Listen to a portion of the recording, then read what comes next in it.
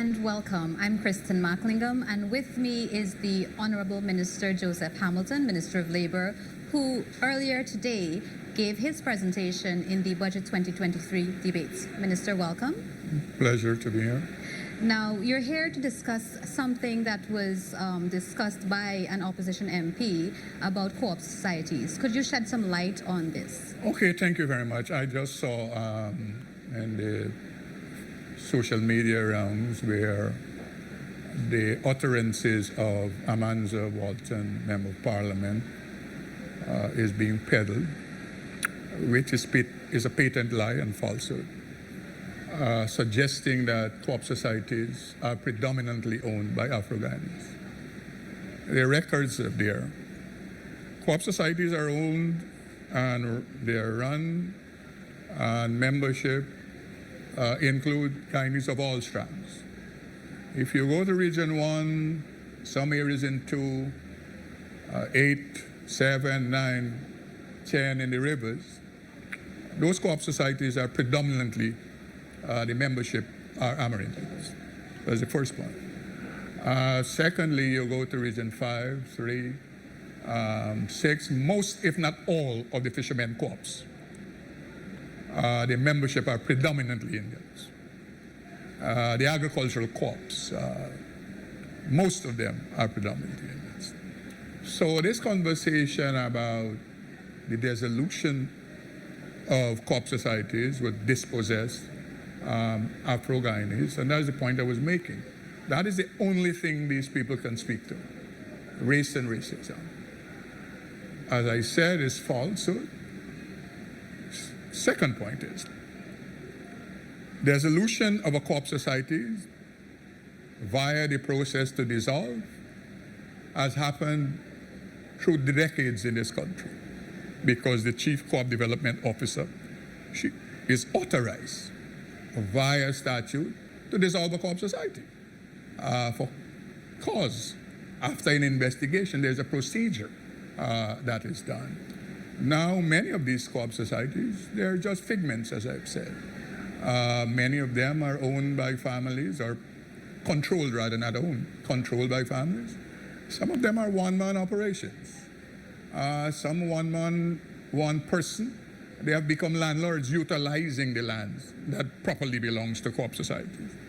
And importantly, the lands that co-op society they have in their possession, those are state lands that were given to them via a lease, either through the Lands and Surveys, through the Forestry Commission, or through MMAs.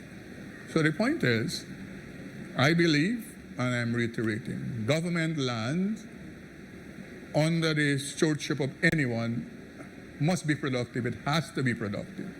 Unless, if it's not, then it's useless.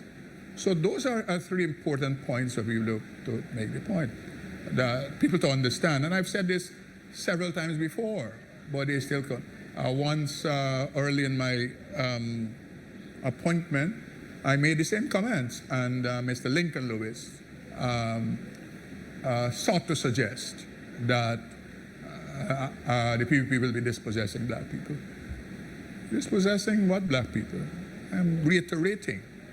Co-op societies have membership of the Guyanese citizens of all ethnic strands.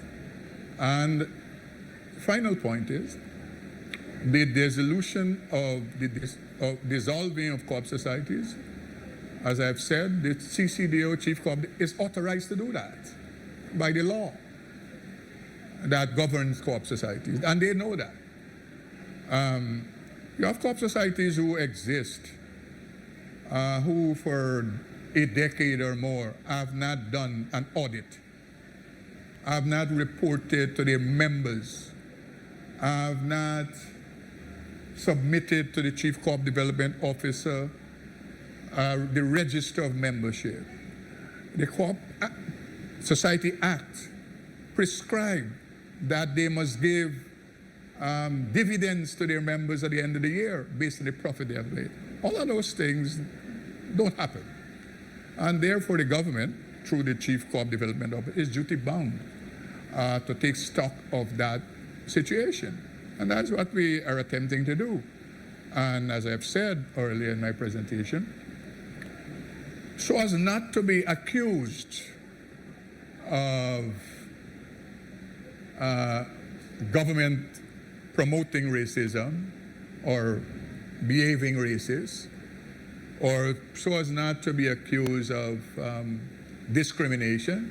That is why we authorize an integrity audit to be done by a private company that will advise the decision making. And that report is about to be submitted to the Chief Co-op Development Officer and the Minister. So we are guided by the Co-op Development Act. We're guided by the authority of the Chief Co-op Development Officer.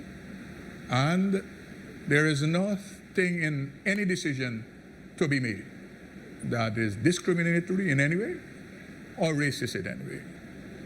I conclude by saying the lands that the co-op societies they have in their possession, those are state lands that are made available via lease to the societies for the specific functions.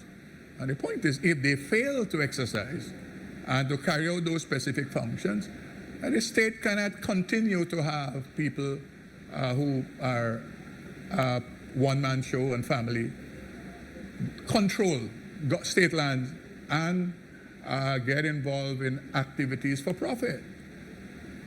When the state made available the land to the co-op societies, it is to be utilized for the benefit of the community and for all the members, not a member, not the management committee, not a family that is in the co-op society.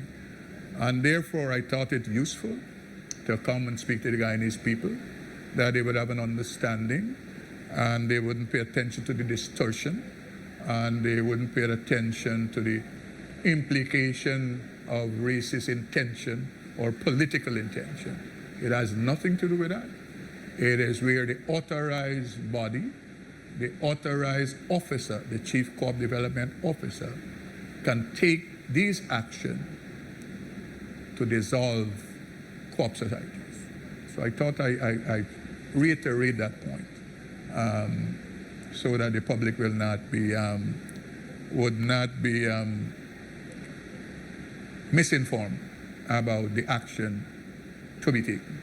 So for clarity's purpose, Minister, it is only the co-op societies with idle lands that will be dissolved? Yes, the thought is, one, you have agricultural co-ops. They have tens of thousands of acres in their possession that have not contributed to the nation in decades. It's forest. That's the first one. Those that are productive, we are working with them. We are doing training, and all other things for them to be uplifted and regularized and that kind of thing. And then you have housing co-ops that properly the responsibility to manage the co-op, the infrastructure and all the issues, that is that of the co-op. But the government is now doing that, not the co-op. And my position is, and I believe the proper thing to do, is to have those co-ops graduate into the Neighborhood Democratic Council so that they can pay taxes and they can be given service by the Neighborhood Democratic Council within which they fall. So those are the two things.